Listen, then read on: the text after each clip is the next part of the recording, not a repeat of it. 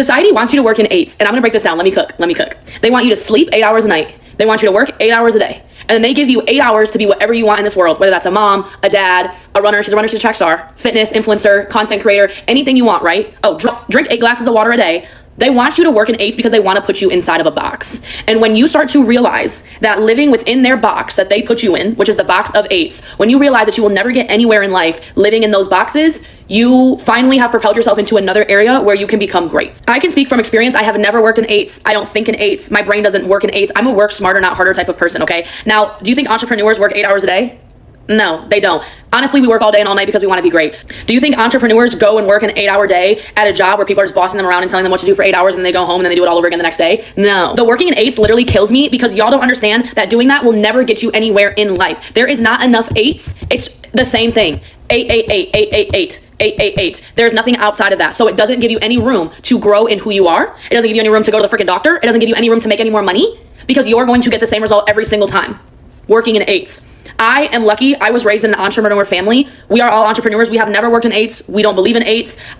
Growing up, it was kind of chaotic, being that I had parents that were entrepreneurs. We did not have dinner on the table at 7 p.m. We did not have a cookie cutter life like we did this, and this. We just didn't. That wasn't the way it worked. And because of that, we are now all extremely successful today because we're thinking outside of the box. They want to put you in a box. That's what makes them have control over you so that you need them. Them meaning your job. They need you to need them. So they're going to give you just enough money to live so that you can come back and you can work your 8 hours, then you can go home and chill for 8 hours, you can sleep for 8 hours, and then you can do it all again the next day. They need you to need that. Coming from someone who did not ever work in eights, I make $30,000 a month. I'm a self-made entrepreneur on my way to being a millionaire at 29 years old. I make so much money, I honestly don't really know what to do with it. And it's all because I never worked in eights. Y'all, I worked a 9 to 5 when I graduated from college. I was 22 years old. I worked a 9 to 5 for 6 months. I got hired like June 10, June 15, and I quit January 2nd. I worked there for 6 months and I was like, this literally does not make sense. The eights, to me, to someone who was always meant to be an entrepreneur, did not make any sense because why do you have me in more meetings than me actually just doing my job? But then you're mad at me because I'm not hitting my numbers because all you have is having me in meetings.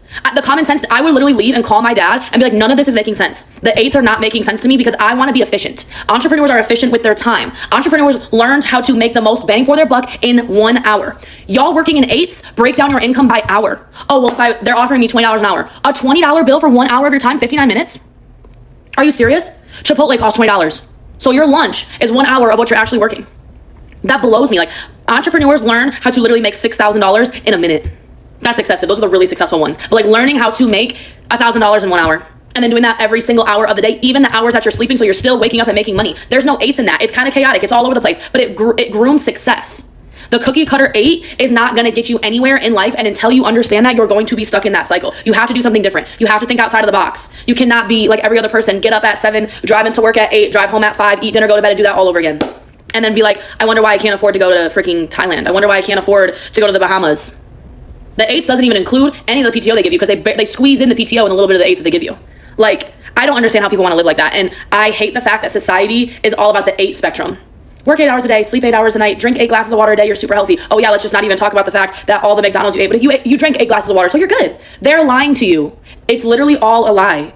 And the fact that society wants you to work in eights, you're not gonna get anywhere doing that. Take it from me, for someone who's extremely successful and never worked in eights, I'm never doing it ever in my life. I did it for 6 months and wanted to scream. Like my brain was imploding because I did not understand the stupidity behind it. Because it makes no sense. Thank you for coming to my TED Talk. What's good, y'all? It's Guava, and in today's video we're going to be watching some videos that'll have you questioning your whole life. Okay, yeah. Make sure you like this video, comment how you feel, and subscribe if you would like to see more videos like this from me. And if you would like to be a part of a community of open-minded and free thinkers, make sure you subscribe. Okay, like the video to get it in the algorithm, to get it across more recommended pages. Okay, all right, okay, let's get into it. The government don't care about no money. They don't care about money, bro. They make the money and give it to us. All the political people who think you so smart, they're gonna be like, oh no, the Federal Reserve makes the money. The Federal Reserve. Do you realize the Federal Reserve is an independent government agency? The government don't care about money. They make the money. Why would you care about something you can infinitely make? A lot of people don't be thinking about this. They infinitely make it. We constantly got new money and old money flowing around. We still got $2 bills floating around. And people still take them at stores. The government don't care about no money. It's about your energy. Do y'all realize that everything in this world is a physical manifestation of something in the spiritual world? That's all money is. It's just energy. Think about it. What do you use money for? Everything. You use it for everything. What is life? Life is everything. Everything around you. You are life. Everything is life. They got you using money to pay to survive, to pay to eat. You can't even get no toilet paper. You got to pay to wipe your ass. Don't get me wrong, you could just go within and meditate and get knowledge, but they got you paying for education. You got to pay for books. You got to pay for college. Some children, you got to pay for private school. It's like, bro, what? They even got people paying for TV now. Remember when TV used to be just something you just pay the cable bill? Now they got y'all paying for services. Even if you buy a movie, it's not even yours. You renting it. It's all about energy harvesting. A lot of people don't understand it. It's about your energy. It ain't about the money. The more I talk to people that's not black and what they parents do for them, I feel like a lot of black parents really be setting their kids up for fucking failure and really just be expecting their kids to magically somehow get a well-paying job so that way they don't have to do shit and their kids will just take care of all their bills and take care of them when they get old. I feel like a lot of black people just had kids expecting that, and other races will take care of their kids and make sure they have the resources and the means to when they are out on their own, they not struggling. But black people would rather watch you struggle and figure it the fuck out. I don't get that. I don't get that. I be talking to some of my coworkers that's not black and they be like, my parent pay my car note, my parent pay my insurance. They 25, 26. Their parents still take care of them. But black people, you hear, oh, the kids paying the water bill. The kids got to chip in on the rent, on the lights. They 17. That shit is just wild to me. It's like the more I get out and start talking to other races and how they parents support them and make sure that they are ready for the world, black people don't. Y'all don't prepare y'all kids for shit. Y'all want to see y'all kids struggle. Why? No, that is so true. Like I'll hear my friends, some of my friends will say, yeah, my mom said that I gotta pay for the cable bill. I don't even watch TV. I gotta pay for water bill, light bill.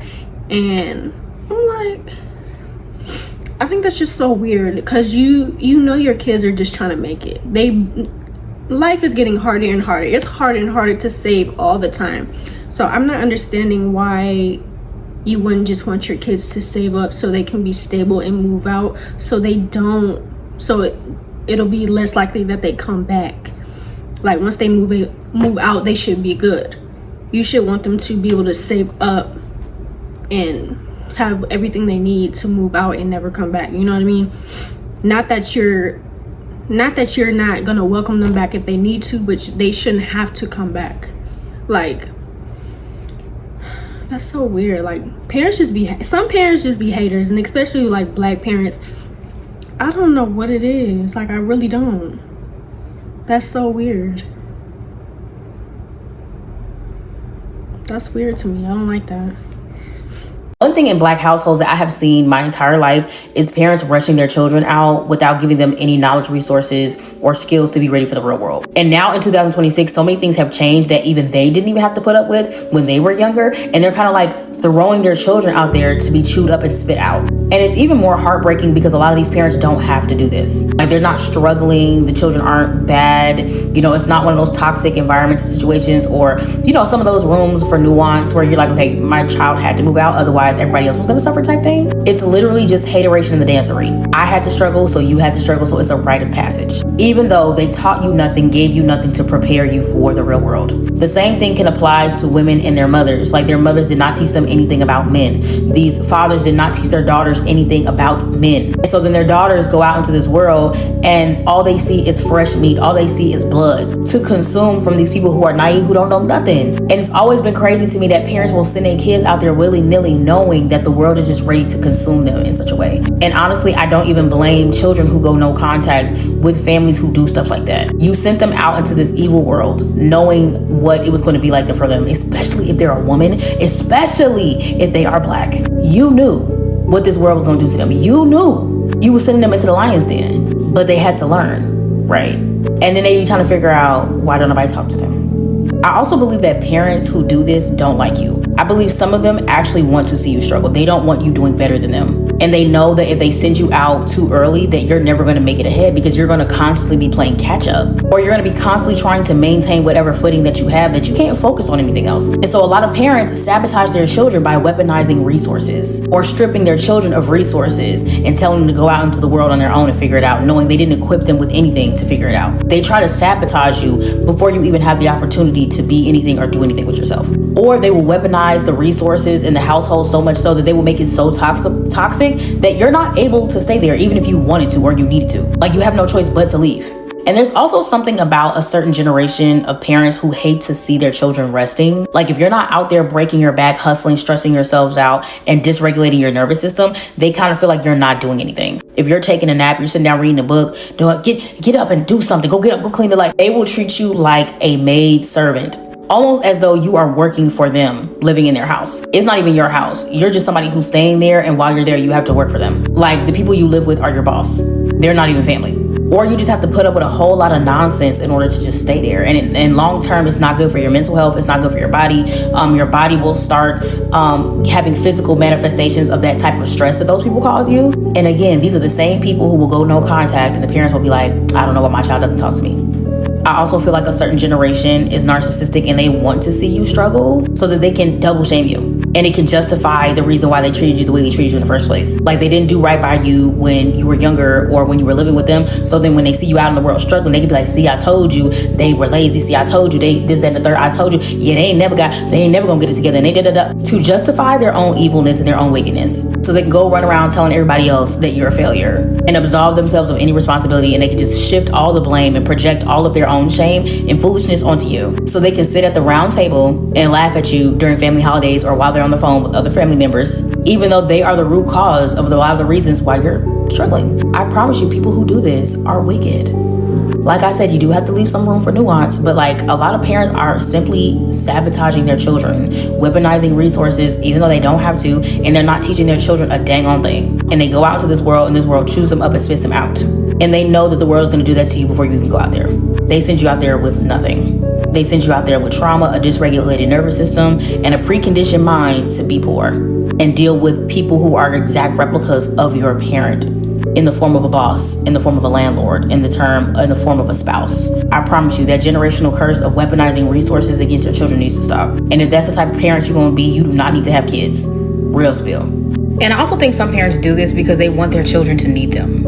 Like, they constantly want their children to have to come back, crawl back, and need them for something. Like, yeah, I'm going to make sure that you're never sustainable unless it's because you're relying on me. Some parents will do that because they want you to be codependent on them. They don't want you to be successful, because if you're successful, then you don't need them. And because some of them just weren't good people to you overall, like a good person, a good parent, or anything, they know that they're only tied to you is your ability to be codependent to them. Because once you don't need them anymore and you're standing on your own 2 feet, you don't have to rely on, you don't have to call them anymore. Outside of you needing them for like resources and stuff like that, that's the only type of relationship you have with them. Like, if it were not for me needing you, I wouldn't even need to talk to you. We don't have like that kind of relationship. And so some parents try to keep you codependent because they know that too. I'm telling y'all, it's wicked. She summed that up so well. Like, oh my gosh. And it's like some parents will make you feel like you're a burden here. Like, I didn't even ask to be here in the first place, and I'm not even a bad kid. You should see the kids that I used to go to school with. If you need to count your blessings. You're glad you didn't have any kids like that. I wasn't perfect, but